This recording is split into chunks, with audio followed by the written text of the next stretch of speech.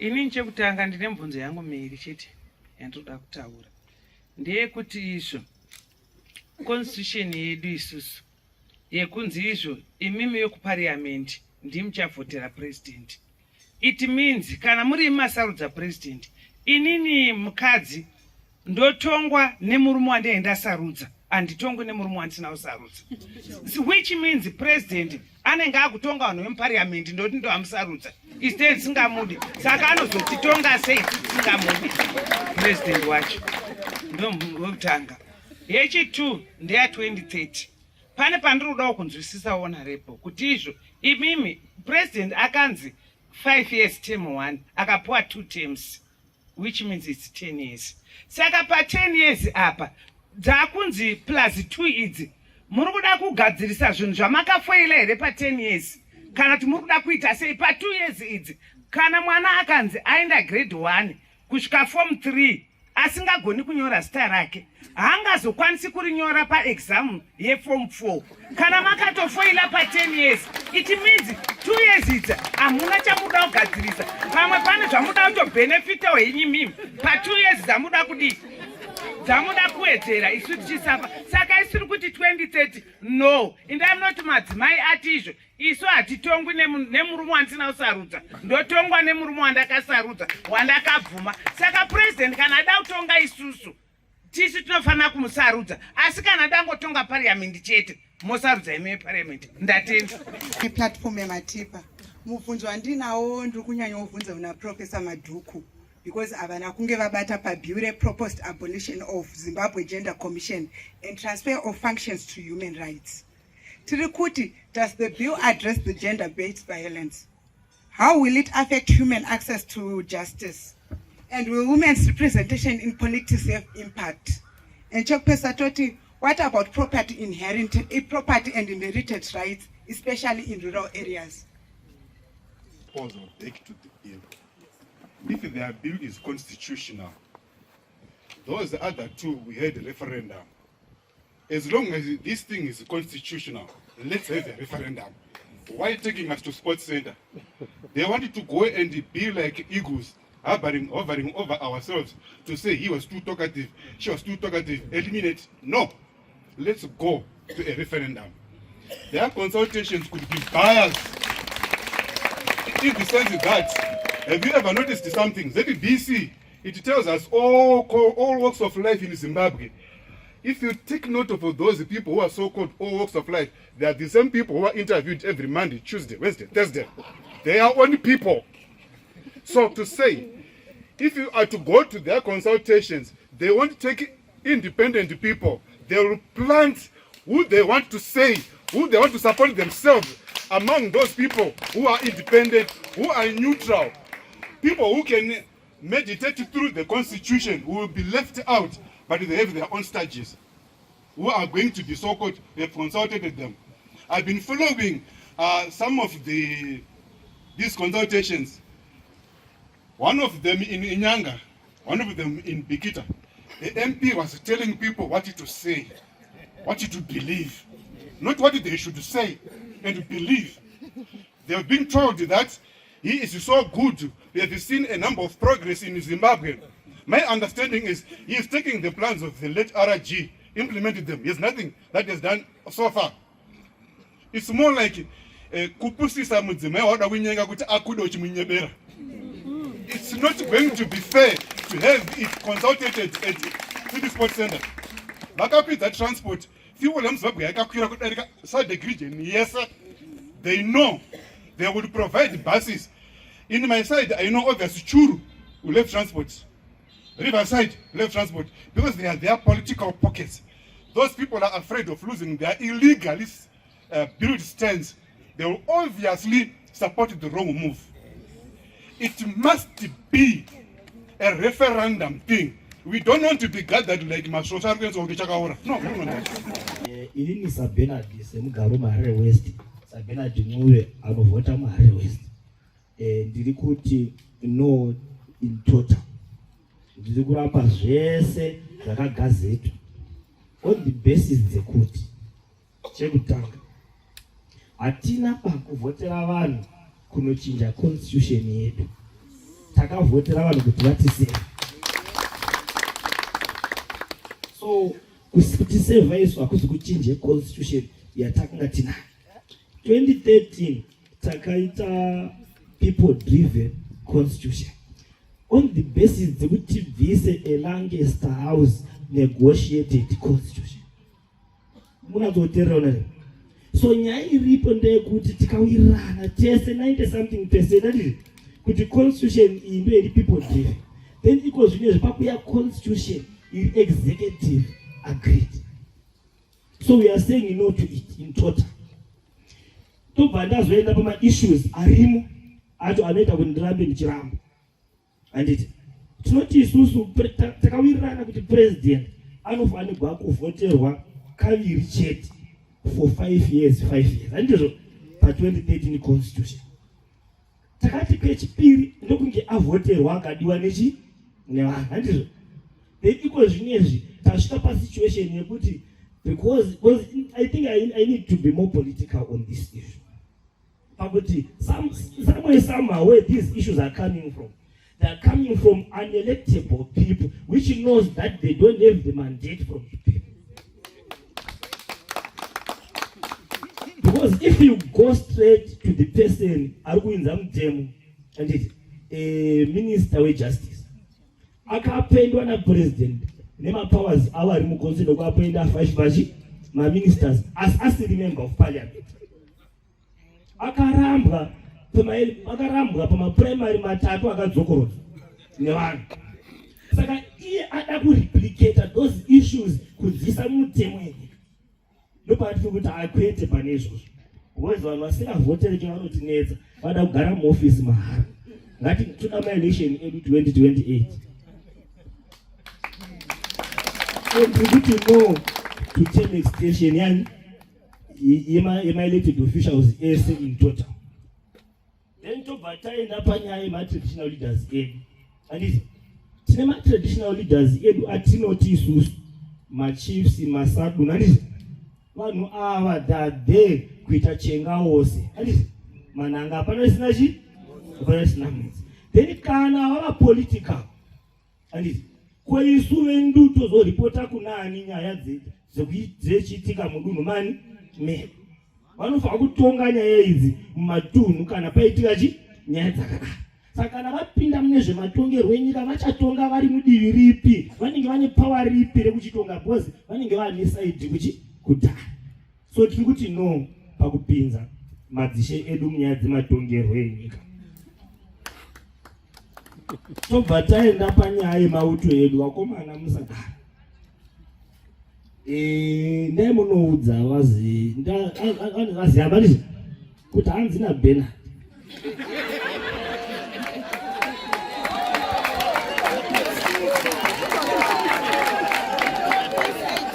Basa remauto edu nderekuchengetedza nyika.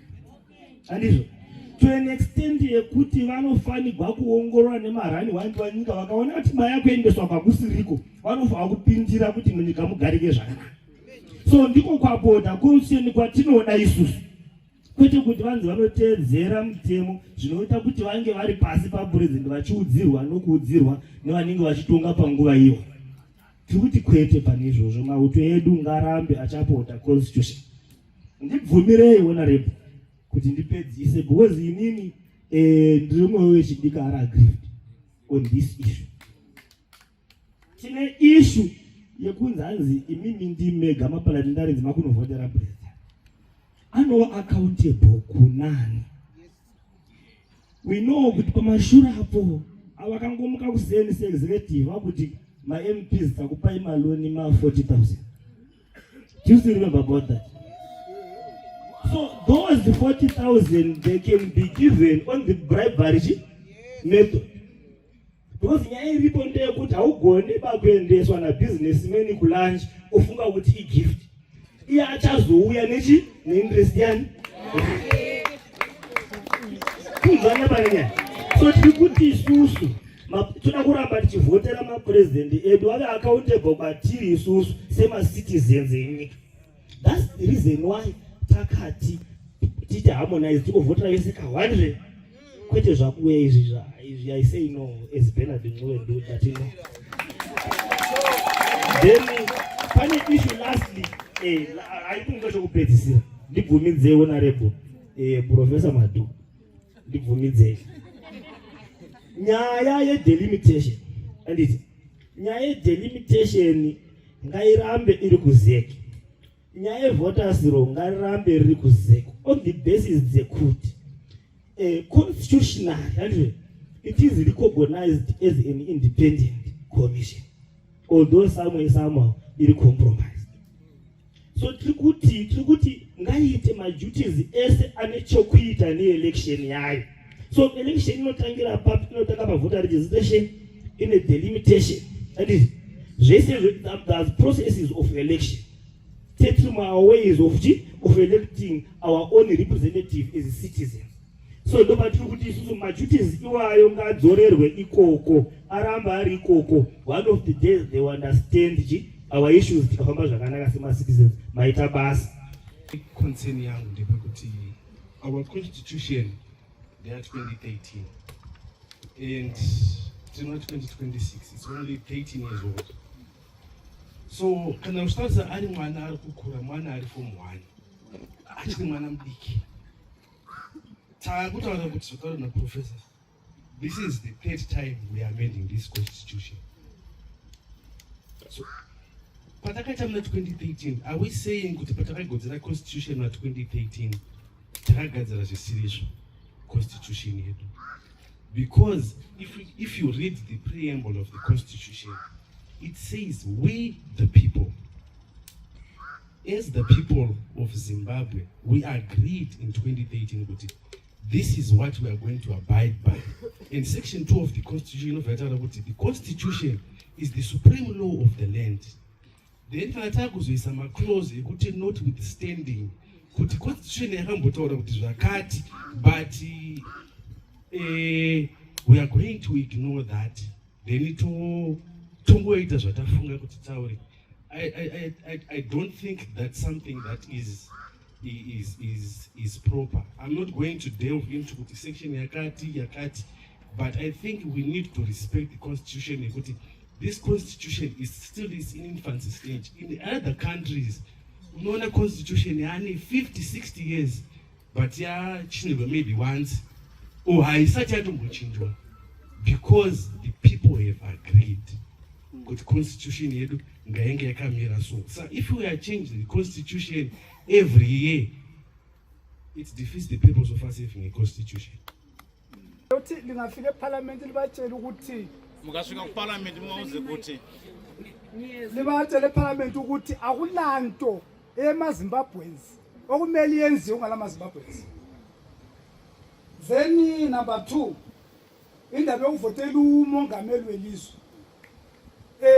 Umuntu wonke ulolungelo lakhe lokuthi akhethe umongameli welizwe njani omfunayo. So lami lo wami kumele ngimvotele njalo kulilungelo lami ukuthi ngumkhethe. Then indaba yama-term limits, i-5 years is right, asila problem lazo. Ukuthi kuthiwe kufunakala 7 years ezani, 5 years is enough. Even kuyi-president, even kuma-councillors, even ku-MP, is right. Aminake zingezelelwe.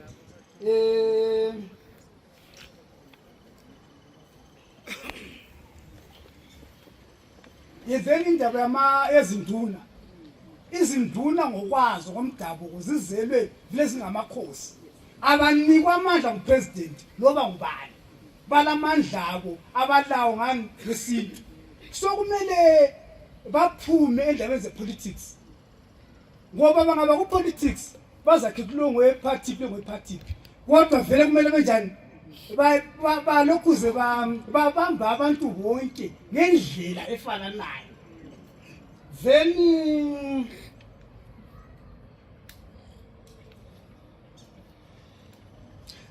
indaba ye-constitution honorable, uProfessor Madu ukhulumile wathi i-constitution iphezulu. After i-constitution kulonkulunkulu phezulu. So eZimbabwe loba ngubani akulamuntu olulungelo lokudlala nge-constitution yabantu. Akulamuntu olelungelo lokudlala nge-constitution yabantu. Then okugcina hayi ngibona ngasengiqedile. Ngiyabonga. Constitution Amendment Bill number 3 iri kuti President ari kuda kuedzerwa imwe nguva pamusoro peimwe nguva yatakamupa. Panguva imwe chete iyoyo pari kunzi ari kukumbira nguva iyeye ndiye ari kuda kubenefita. Saka mubvunzo wangu uri pakudai so hatinzwisise zvedu constitution takati wandei tina Profesa Madhuku zviri pamutemo here kuti zvinhu zviri izvi zvingauye kwetiri panguva imwe chete zvisina kupatsanurwa. Ndogona kupa muenzaniso wekuvhima. Isu takambovhima takakurira kumamisha. Makambo mhanya makarimwa here uchidzingirira mhuka iri kusina kurimwa. Hauibati. Iri gemu rakapedzwa iri. Mambotaura nyaya yekuti notwithstanding without caring about what is being said in section 328. Irregardless of that, we are going to do whatever we want. Vakatanga kudhara vanhu vachitenga vanhu takatarisa. Motikari dzaipuhwa kunge madomasi takatarisa. Vazhinji havana kuziva kuri kuenda chinhu ichi. Nhasi chauya chapamberi pedu. Tatarisana nacho. MaZimbabweans uku kumusoro kuchigoma hakuna chiri kuzobuda. Gemu tisinaro mumakumbo. Ngatisasiye bhora iri. MaZimbabweans nyaya tisu tinayo iyi. Uko kumusoro wakapedza uko. Mari dzakaenda, mota dzakaenda, dzimba dzakaenda, zvese zvakaenda. Taxpayers money yakaenda. Hakuna chichabuda uko. Nyaya tisu tinayo maita basi. Tichitarisa the proposed amendments bill iri. What my personal opinion ndeyekuti if you go and you vote yes, this will be the last election, or 2023 would have been the last election yakaitwa muZimbabwe, because going forward there will be no elections. We will say kuti tichavotera ma-MP, but in reality what it is proposing currently ndezvekuti chero ma-MP achaextenderwa. Saka as a club of people vari muparliament vanogona kungowirirana kuti guys, we are doing a good job, let's continue adding, because once you add 2, what stops you from adding another 5, another 10, another 20? Because once one a precedent a good job means you can change the constitution. It means kuti tinogona kungoita in perpetuity, vanogona kungoramba vachiti we are doing such a good job, we need more time. Tobva pa2 years zvonzi in fact ngatingovati 10, because zvokuramba tizokubvunzai tichikuudzai kuti takuchinja. What this actually means, precedent inenge yasetwa ndeyekuti 2023 could have been the last election in Zimbabwe if you say yes as parliamentarians. Saka isi toda kuti muende munotaura kuti zvanzi no, because if we still want to vote for our representatives. Everyone needs a chance to decide who represents them in the decisions that are made over the country. So isi toda kungotaura kuti as parliamentarians chero vamwe vachanzwawo zvamakanonzwa vamuchashayawo nawo diary pane ma-colleagues enyu muparliament vasinawo mapoints ekutaura munovarakidzawo mamwe mapeji amungavapedze mese movarakidzawo kuti if they say yes, it is the last election and it may look good for them today, but sezvambotaurwa neumwe munhu mangwana munhu anofa. Ultimately, whilst there are those who are currently the flavor vanogona kufunga kuti zvichavabenefita, mangwana pachapinda mumwe wavasingadewo achazoshandisawo clause yavari kuedza kupusha iyi kuti arambe aripo.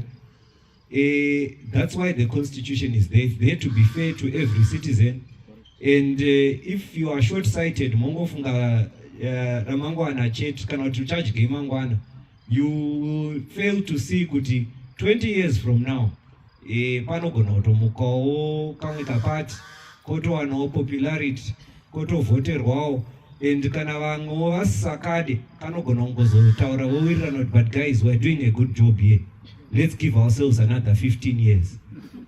So indingotaura nchiti, let us not just look at the short term of what may be said was good or otherwise. If they feel that as a party and such, they've done a really good job, manifesto yao should be able to be carried within their party by the next incumbent weparty yao vocontinue, because manotsi vanenge vainawo vongocontinue nemanotsi vayo, and if the people agree with their reasoning that they are doing a good job, vanovhoterwa futi. If not, then others will get a chance to do something. Basically, as I understand it, has been well explained, the Constitution is the supreme law. It's what we've agreed to. It is also has some founding principles, some founding values, which it says we are basing everything on these values and these principles.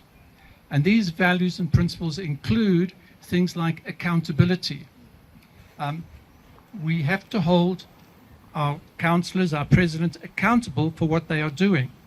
And in the Constitution, up to date, it's always been 5 years. Every 5 years, they are held accountable. So in other words, what we're saying is the Constitution, we might as well throw it out and we're going to rewrite it.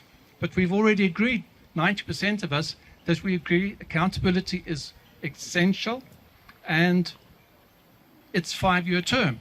So to change that, I say no.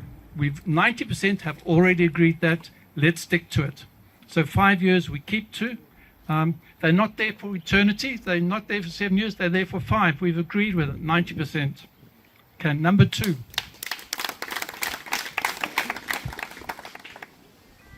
The president is included in that. He has to as well. As all the others, 5-year term is what we've agreed to. We keep to 5-year term. As for, I'm not sure if it was actually mentioned, the president is to be elected. Who elects the president? In a democracy, which is clearly written into the Constitution, we are a democracy and we are a republic. And that in both situations, it's the people choose who they want. It's not the executive or the legislative who choose, it's the people who choose who we want. And we want to choose our president. So we say no to the legislative choosing our government. We, the people, want to choose who we want. We're a democracy. We want to choose them. It's the power of the people, not the power of the legislative. So we choose who we want. Next one. I'm not sure if Lovemore mentioned this, but the president wants to elect 10 members of the Senate. Now that means he chooses his party to be in the Senate so that the legislature is becoming more biased towards what he wants. So again, I say no. It is partially representative. It must be who the people want, proportional representation. The executive is to be separate from the legislature. He cannot influence the legislature. So I say no to the president electing 10 members of the Senate and therefore putting us bias on the legislature. Right. The ZEC, the Zimbabwe Electoral Commission, like Lovemore said, it is meant to be independent. However, it is not independent. Why do we say that? We say that because people like previous members of parliament, of the ZANU-PF members of parliament on the cabinet are actually, there is one person who's on that commission. Isn't that biased to have someone, and it's a neutral, independent commission, and there's 2 other members who are very closely related to members of the ZANU-PF who are actually related or are very high good friends. So that is a bias there. It's not independent. So we've also had the Zimbabwe Electoral Commission under SADC say they are not. SADC gave a very bad ruling on our last election, both in 2018 and 2023, and they're not usually giving bad representations of our electoral commission. In fact, they said it is below the normal standard of our constitution and the SADC region standards. And they were very adamant it was against it. Yet we find that our chairman of the Zimbabwe Electoral Commission has been re-voted on for another 6 years. Whereas if it had been told it wasn't good, they would have found someone else. So again, we are finding that the Zimbabwe Electoral Commission is not really independent. It is lawful because it's what's in the law, but it is not independent. Sorry, on a point of clarification. So are you saying that the ZEC, because it's not independent, then we can then retain the voters' roll to the Registrar General? Is that the point, so that I take note? I would prefer everything to stay with one organization so we can monitor one organization. So we don't want a new delimitation commission purely elected by the president. That's unheard of. It's got to be independent. So no to any further commissions. Let's just deal with one and get one sorted out. Chiefs. Next one, I've got chiefs can be political. It's like saying your police, they can be all ZANU-PF or they can all be one party. No, chiefs have to be independent. They must not be one party. Constitutional Court. The Constitution is very, very important. Leave our Constitutional Court alone. Don't get them involved in Supreme Court matters. Leave them alone. Let them sort out themselves what they need to do. Let them have the time to do it. Don't increase the amount of work they have to do. So leave it alone.